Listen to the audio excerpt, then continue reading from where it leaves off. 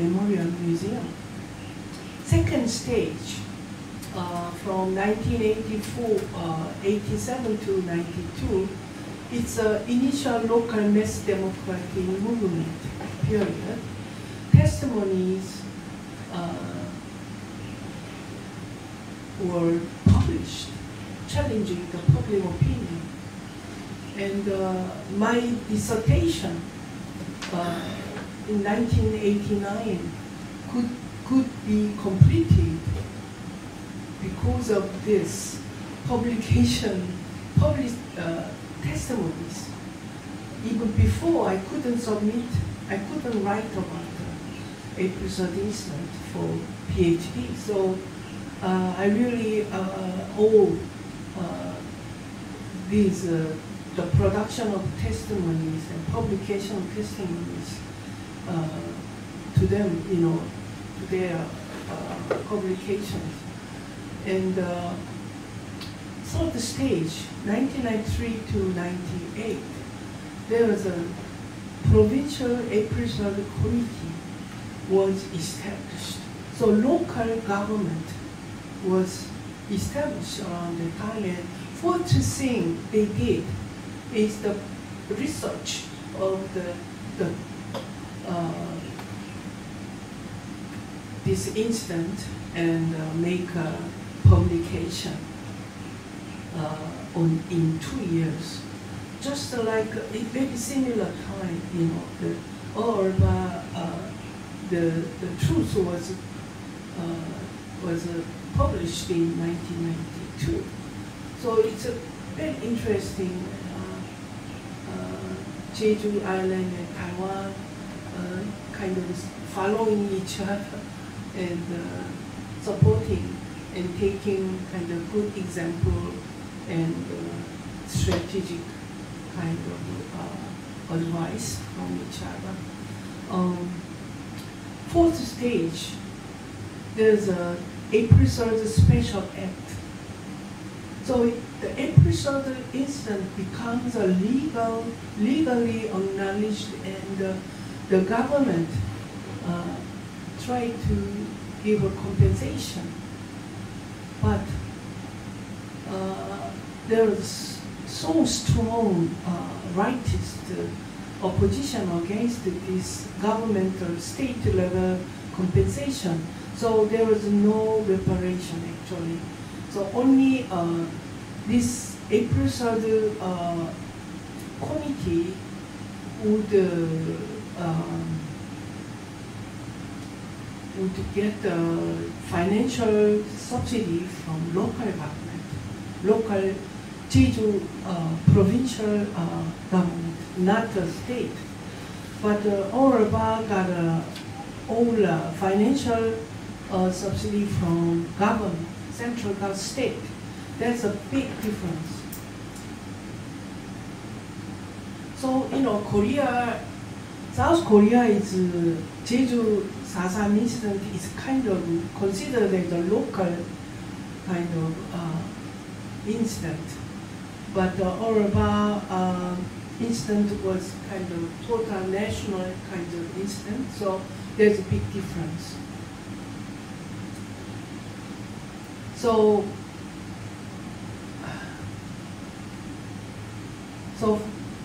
what did they do with that local government subsidy? They built a huge shrine in the Peace Park. It took them over 10 years to build all this Peace Park. And in the public ritual, always started with this shaman's opening ceremony. This tomb-shaped kind of shrine was the first kind of public building for commemoration of the victims. And 60th anniversary of the incident, there's a huge public commemoration ceremony.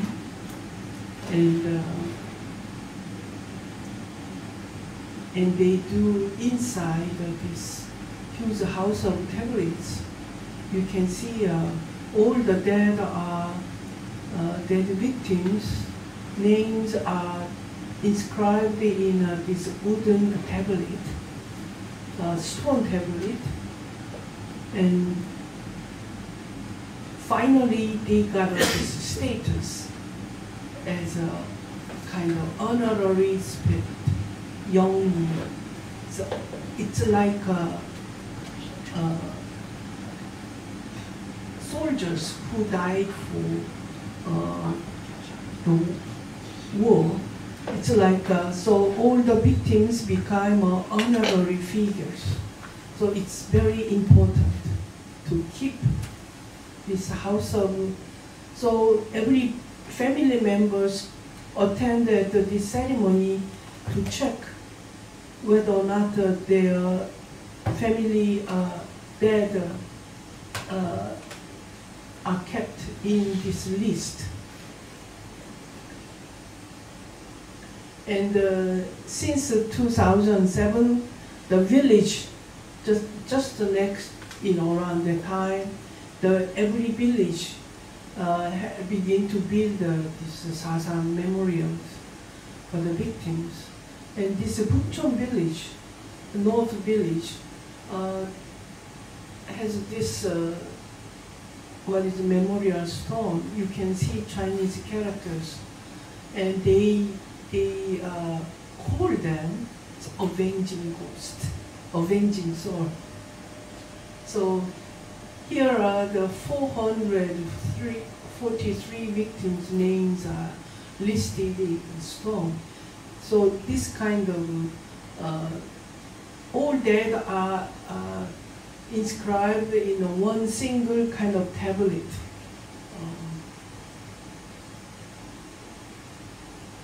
And also every year they have this collective ancestor rite, and it follows the Confucian style.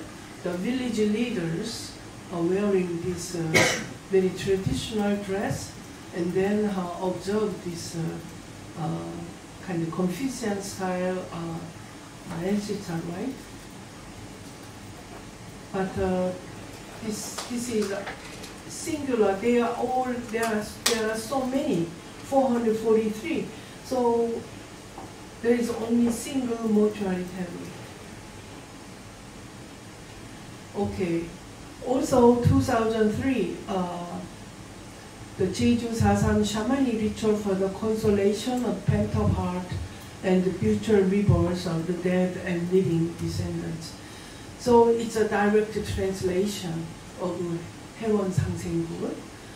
You can also see the single tablet, single collective tablet for the victims. And these are the shaman, male shaman. Jeju Island had many male shamans. And also in this year, there's also this Haewon Sangsengur at the massacre site, Doryongmaru.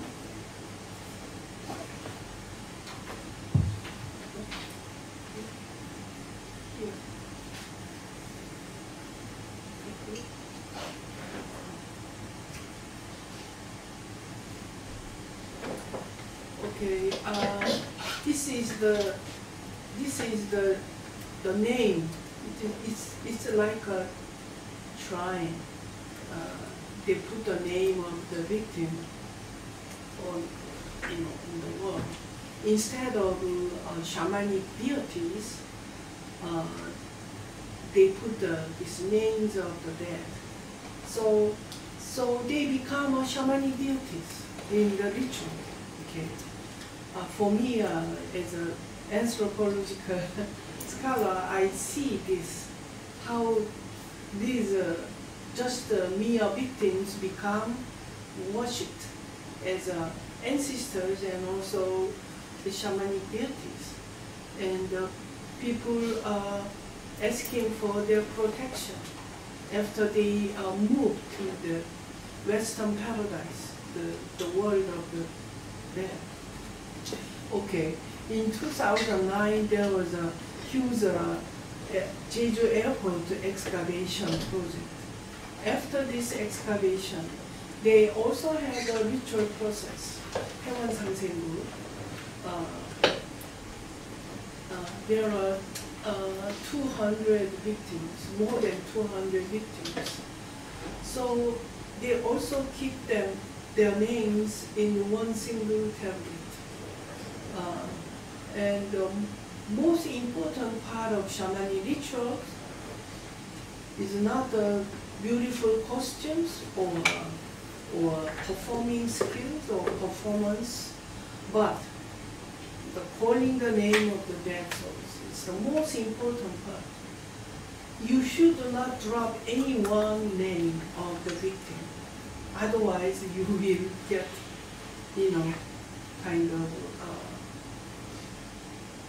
kind of negative impact after all.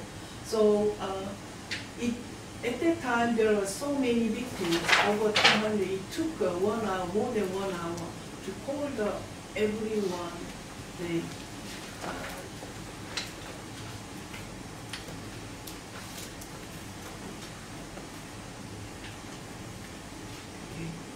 And I'm giving you description of this ritual process. The ritual setting for greeting the underworld messenger. And you invite all these, the dead souls to the ritual ground, and now you console their hearts, okay? And then after that, the shaman asked the underworld messenger to take these dead souls safely back to the paradise. So these wandering ghosts become kind of moved to real proper ancestors. So it's a kind of shamanic ancestral ritual, okay? Clearing the road for the underworld messenger to come down. You can, if you are interested in looking at this PPT file, I can give it to you after. So just listen to my my description instead of writing down.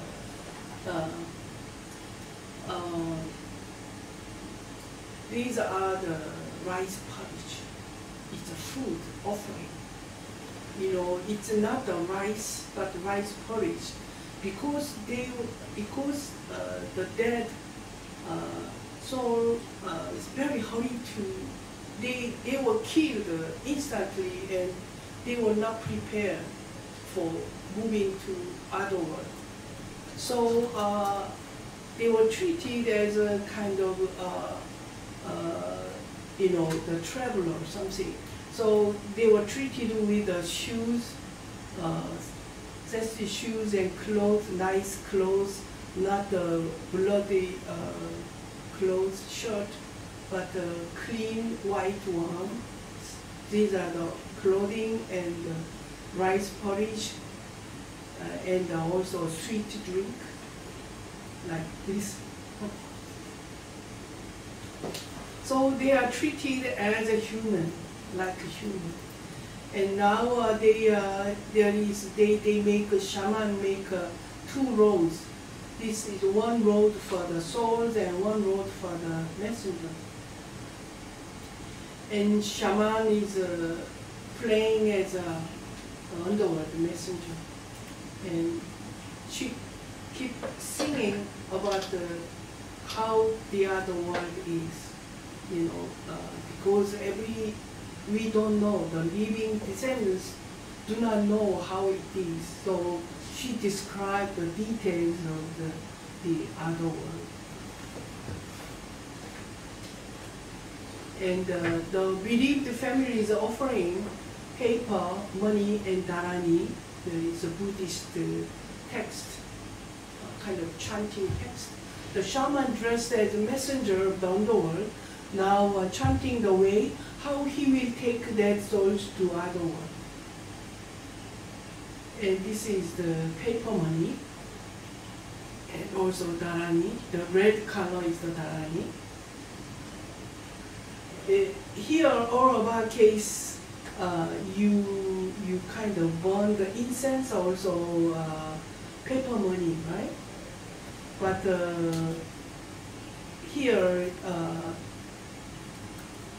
you just bow to this messenger and living soul, but not burning incense. That's the difference. And sanang is the last chanting of the shaman. It means living a new life in the other world. It's a farewell ritual. Representatives of the bereaved families of the Sasan victims and Sasan Peace Foundation, Sasan Research Institute offer paper money, darani as offering to dead souls when they need to deal with the gate guards that pass through the 12 gates to the 10 kings of the underworld. The offering a glass of rice wine to the messenger, played by a shaman. The spirit possession as embodied the memory of the past. Until recent public commemorative activities, shamans had a pivotal role in expressing things otherwise hidden for several decades. Their earlier nearly secret commemorations have become the vehicle for public memorialization in the present. So that's the reason why shamans do first open the ceremony of this April 3rd public commemoration. My research experience. I first encountered with the souls of dead victims in shaman ritual in 1984. In the ritual of spirit possession, the dead soul showed up and taught me about the April 3rd incident. In Ghost, possessing shamanic body, we stare with death in the face. And the shaman began to speak about the kind of sadness of the dead soul, and it's called the Yonggelim, Laments of the Dead. And my as an ethnographer, my ethical stance is, what do we owe the victims?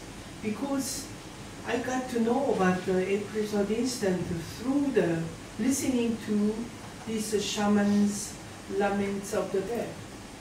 So after then, since 1984, almost over 35 years, I kind of pay my debt to the dead souls of the dead, you know, the Sasan incident.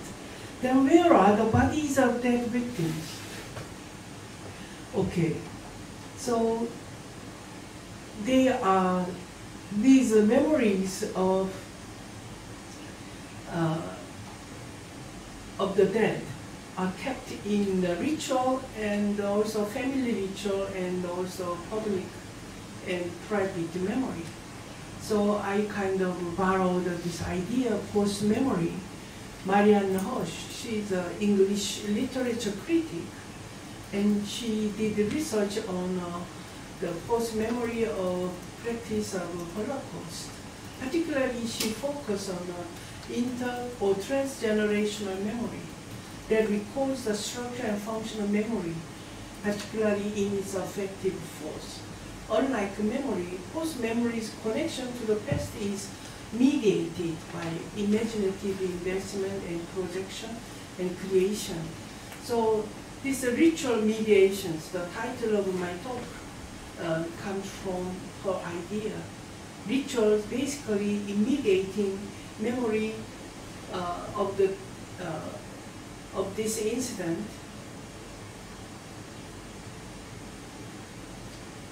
various types of memories. So there are three elements of transgenerational structure of post-memory. The central medium of post-memory taken from ritual practices contain a particular mixture of mourning and recreation.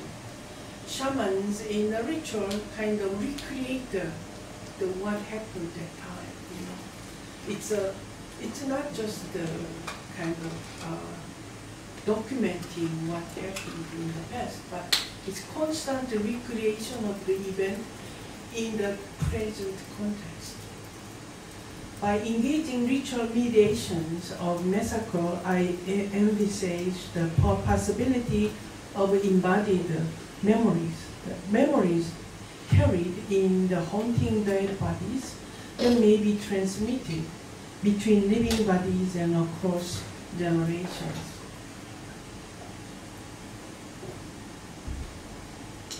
What is Sasam memory?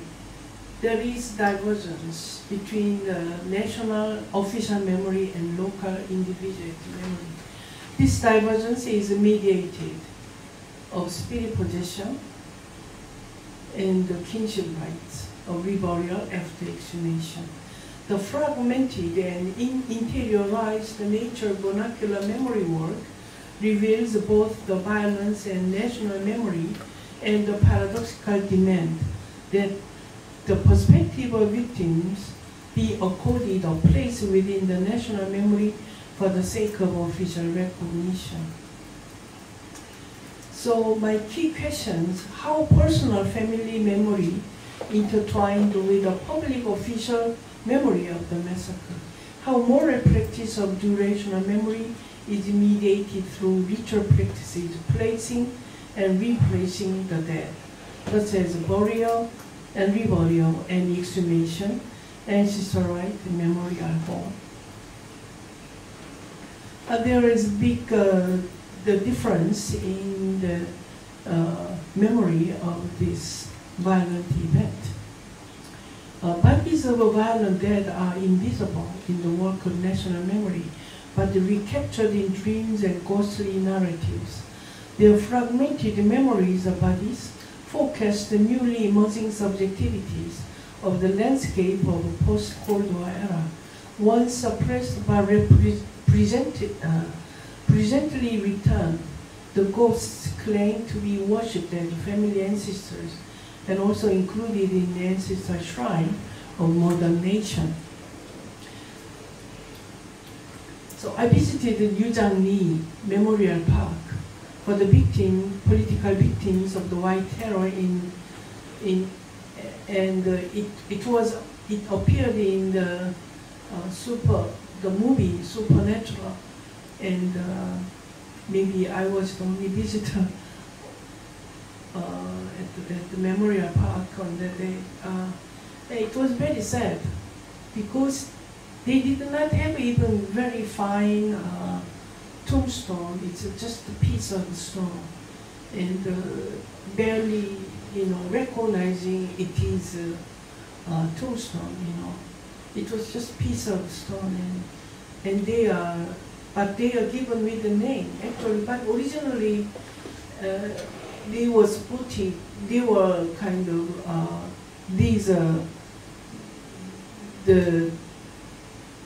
the stones were abandoned over more than 60 years, I think. It was discovered in 1993. Yeah. So I kind of paid my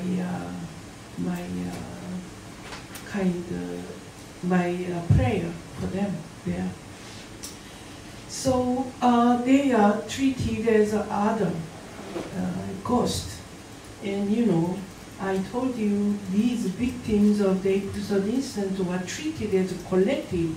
The most of the collective souls are actually ghosts. They are treated as ghosts.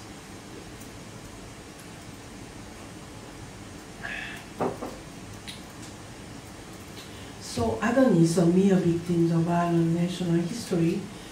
Their ghostly presence in the traditional justice and durational memory.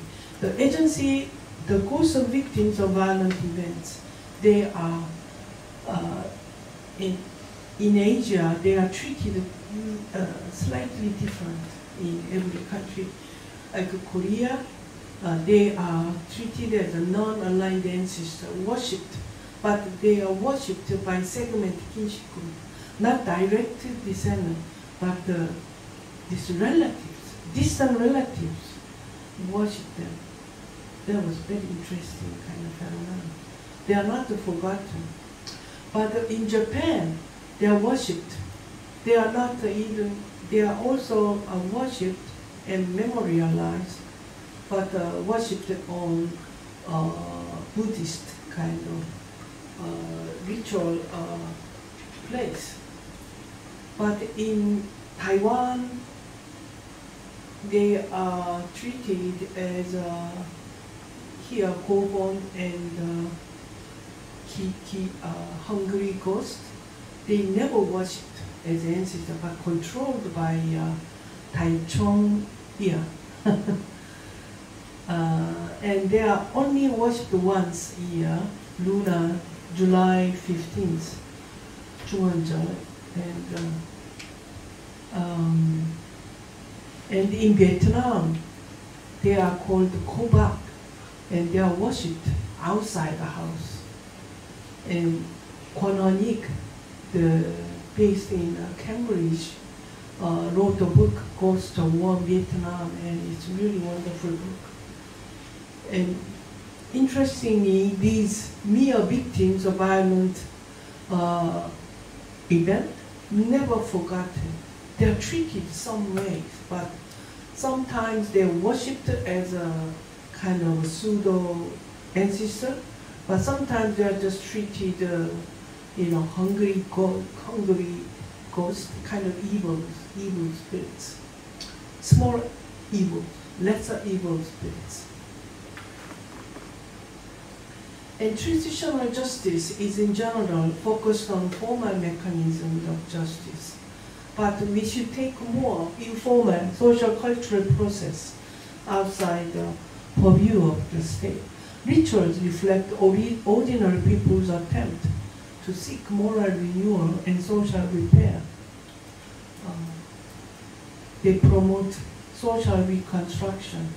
Spiritual forces of non-aligned ghosts request the afflicted persons to take action to correct the wrongs of the past. So, Cheju Massacre in the ruin of Cold War era, and Walter Benjamin in Berlin Chronicle said, it's a kind, memory is not an instrument for exploring the past, but it's a theater. It is a medium of past experience, as the ground is the medium in which dead cities lie interred. So, where are these dead bodies? They were kept. They were buried secretly under the runway of the Cheju airport. If you go to Cheju Island, you'd better give a small prayer for them. They are still there. They're still there. There are more than just the 200. But for less, the first excavation was done in 2008. And from 2008 to 2010, after that, there were almost 10 years of governmental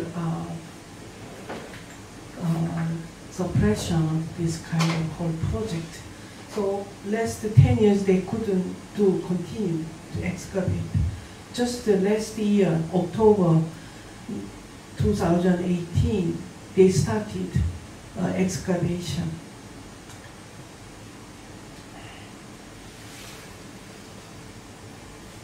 So they found this 2000 November, 29 boxes of remains were carried to public osari. And I'm going to give you very personal case, family case. This after they cremated, they moved to public osari here. Individually identified cremated remains are kept in a small box, in a small box. I'm going to talk about this one single